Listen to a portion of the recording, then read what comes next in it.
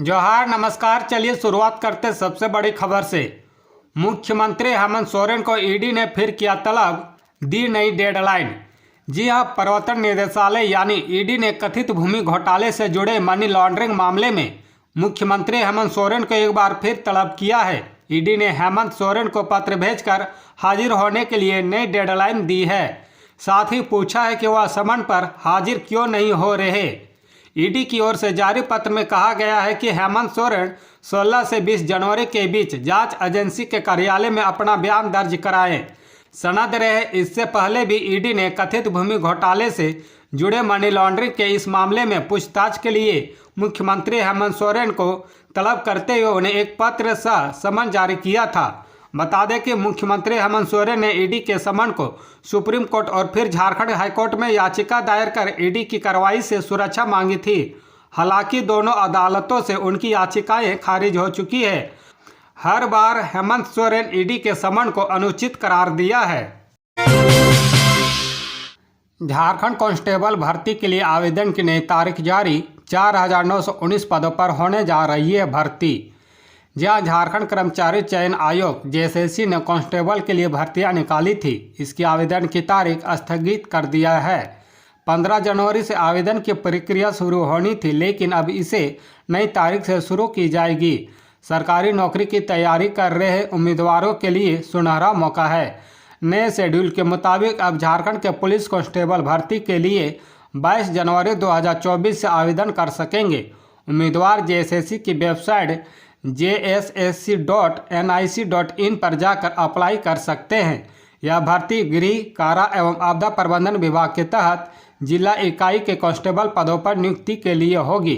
कुल 4,919 पदों पर भर्ती की जाएगी, जिसमें रेगुलर के 3,799 पद हैं और बैकलॉग के 1,120 पद हैं। आवेदन की अंतिम तिथि 21 फरवरी 2024 तय की गई है। वहीं आवेदन करने के बाद फीस भरने की आखिरी तारीख 23 फरवरी निर्धारित की गई है।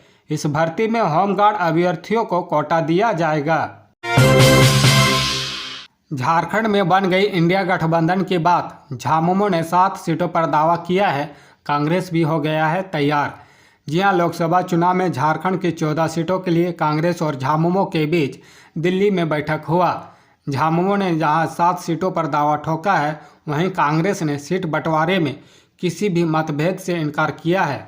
बता दें कि कांग्रेस और झामुमो के आला नेताओं के बीच दिल्ली में बैठक हुआ और हर सीट पर दावेदारी पर चर्चा हुआ है। कांग्रेस के साथ साथ झामुमो ने हर सीट पर अपनी तैयारी की जानकारी दिया है। किस सीट पर कौन मजबूत है और किस सीट पर गठबंधन के घटक दल का प्रभाव ज़्यादा है, यह बात भी सामने रखा गया है। इसमें झामुमो ने राजमहल, दुमका, चाईबासा, जमशेदपुर, लोहरदगा, कोडरमा और गिरिडीह लोकसभा सीट पर दावा किया है।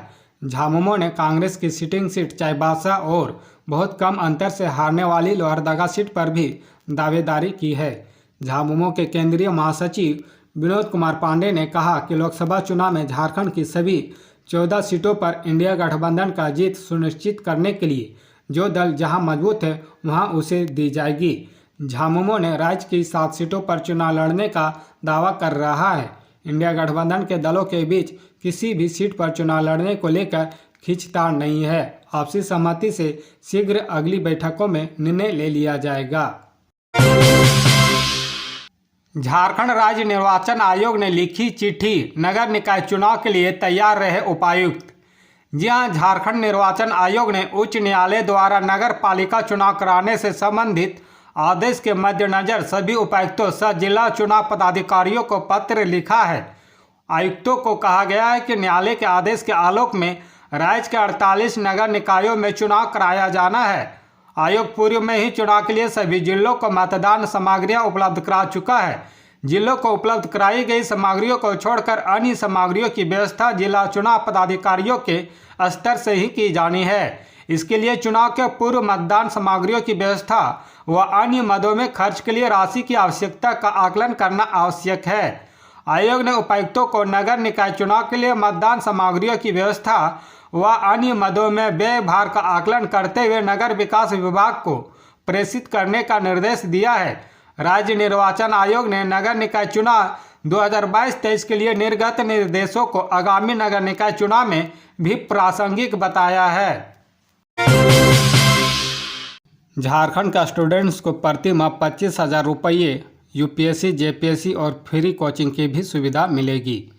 जहां झारखंड सरकार राज्य के सरकारी गैर सरकारी विश्वविद्यालयों में पीएचडी शोध को प्रोत्साहित करने के लिए सीएम फेलोशिप योजना शुरू कर रही है। इसके तहत पीएचडी रिसर्च के लिए चयनित यूजीसी नेट CSIR नेट पास छात्रों को 4 साल तक 25,000 रुपये हर महीने दी जाएगी।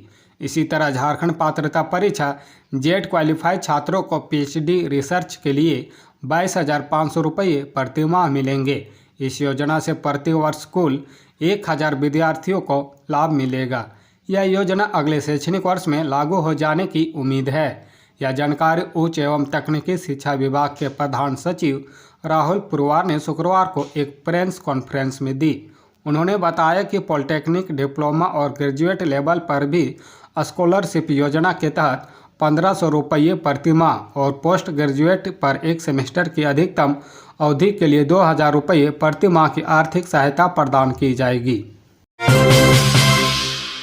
झारखंड के प्राथमिक शिक्षकों को हेडमास्टर बनने के लिए पास करना होगा टेट।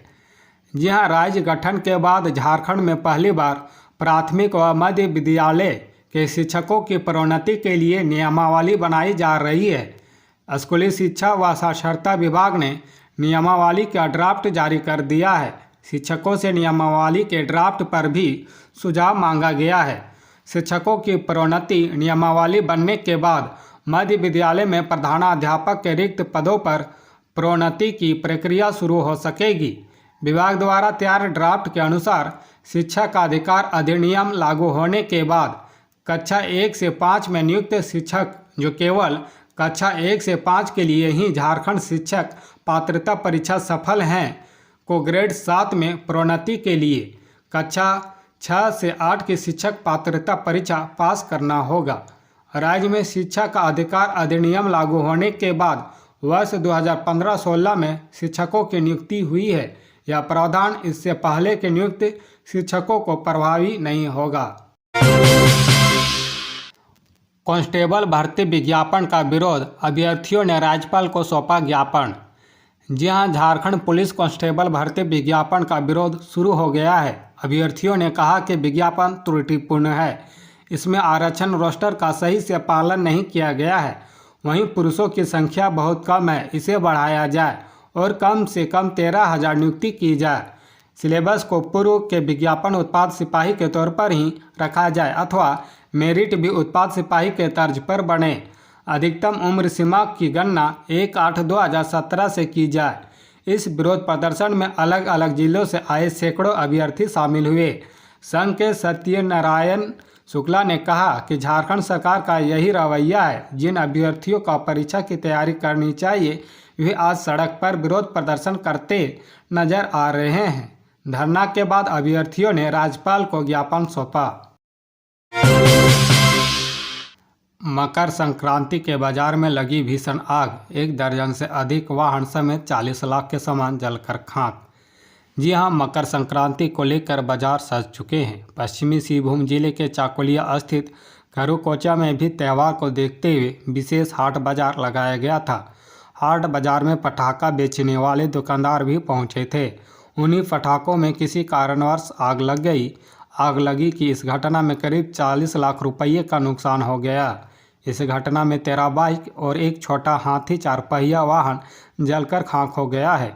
लोगों ने घटना के बाद कुछ 4 पहिया वाहनों में सवार होकर कुछ लोगों को भागते देखा। उन वाहनों में भी आग लगी थी। वे जलती कार में ही भाग गए। अंदेशा है कि वे सभी पटाखा बेचने वाले दुकानदार ही थे जो पुलिस की कार्रवाई से डरकर भाग गए। घटना की सूचना पाकर चाकुलिया सीओ उपेंद्र कुमार, श्याम सुंदर पुलिस और दमकल मौके पर पहुंची। बाजार में लगी आग भीषण थी। काफ़ी मशक्कत के बाद आग पर काबू पाया गया।